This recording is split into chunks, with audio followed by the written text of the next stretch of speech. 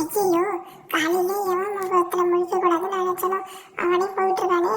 ஆமா, வேகத்துல போயிட்டு இருக்கானே. கடன் கொடுத்த முன்னாடி போயிட்டு இருக்கான். என்னை பார்த்தானா எனக்கு கொடுத்த கடனை கேட்பானே அப்படின்னு கருவாய சொல்லிட்டு இருந்தான். நம்ம வீட்டை தேடி தான் போயிட்டு இருக்கான். நாம அவன் போறதுக்கு முன்னாடி நம்ம வீட்டுக்கு போயிட்டு நம்ம பக்கத்து ஊருக்கு கிளம்பிடுவோம் அப்படின்னு கருவாய் சொல்லிட்டு இருந்தான். உடனே தன் வீட்டுக்கு போகலான்னு பார்த்தா கருவாய் வீட்டுக்கு போயிட்டு உடனே கிழவி பாட்டி சீக்கிரமா வா, கடன் கொடுத்துவ வந்துட்டே இருக்கான், நம்ம ஊருக்கு போகலாம், கிளம்பு பாட்டி.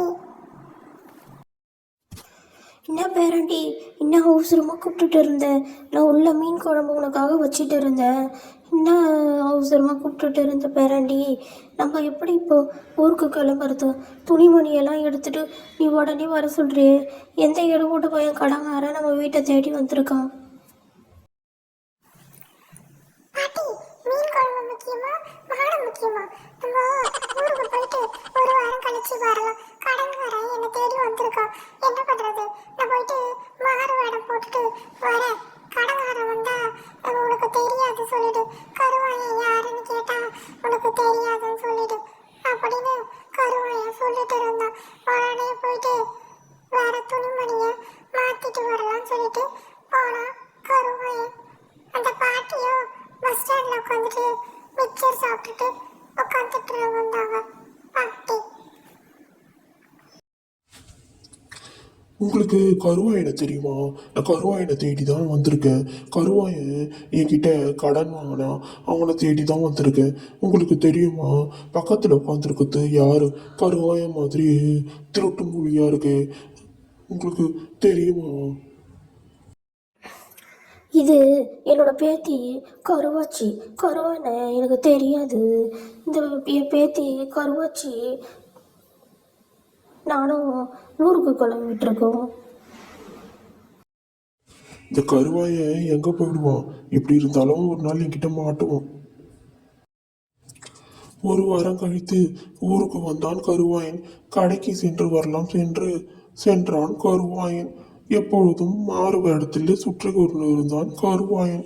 ஒரு வாரமாக மாறு வேடத்திலே சுற்றி கொண்டிருந்தான் கருவாயன். இந்த ஊரிலேயே யாரும் அடையாளம் காண முடியாத அளவுக்கு மாறு வேடத்திலேயே சுற்றி கொண்டிருந்தான் கருவாயன். அடடா, நம்ம எவன் முகத்துல முழிக்க கூடாதுன்னு நினைச்சிடும் அவனே வந்துட்டு இருக்கானே. இந்த கடன் கொடுத்தவன் இங்க வந்து போக மாட்டானே. உண்மையை சொல்லு, உனக்கு கருவாயனை தெரியும் தானே? உன்னையும் கருவாயனையும் பார்த்தா ஒரே மாதிரியே இருக்கு. இந்த கருவாயனை பத்தி தெரிஞ்சா எனக்கு சொல்லு. அண்ணே, கோபால் அண்ணே, சீக்கிரம் முடியாம இவன் நான் போற இடத்துக்குலாம் வந்து என்ன ரொம்ப பண்ணிட்டே இருக்கான். யார் அது? பொம்பளை பிள்ளை கிட்ட மொம்பு பண்றது? அடையோடு கூட்ட போயல. இன்னொரு தடவை இந்த கடை பக்கம் உன்னை பார்த்தனா உன்னை எல்லார்கிட்டையும் மாட்டி விட்டுருவேன். என்னடா கருவாயா, ஒரு வாரமா நீ இந்த வேடத்துல சுத்திட்டு இருக்க. உன்னை பார்த்து எல்லாரும் சிரிக்கிறாங்க. நம்ம கேங்கை பார்த்து எல்லாரும் சிரிக்கிறாங்க. ஏன்டா நீ இந்த வேடத்துல சுத்திட்டு இருக்க? நீ எவ்வளவுதான் நீ அவங்க கிட்ட இருந்து கடன் வாங்கின அப்படின்னு குண்டுமணி கேட்டுட்டு இருந்தான். டேய், நான் அவகிட்ட 20 ரூபாய் கடன் வாங்கினேன். அந்த கடனுக்காக தான் அவன் 20 தடவை நடந்து நடந்து வந்து கேட்டுட்டு இருக்கான்டா. என்ன பண்றதுன்னு தெரியலையேடா அப்படின்னு கருவாயன் சொல்லிட்டு இருந்த நேரத்துல கடன் கொடுத்தவன் அவனை தேடி வந்துட்டான். டேய் கருவாயா நில்லு, நீ தான் மாறு வேடத்துல சுத்திட்டு இருக்கன்னு எனக்கு தெரியும். என்ன கடனால கொடுடா. உன் கடனுக்கு பதிலா இந்த ட்ரெஸ்ஸுக்கு வச்சுக்கூட அப்படின்னு சொல்லிட்டு கருவாயன் வந்து ஓடி போயிட்டான்.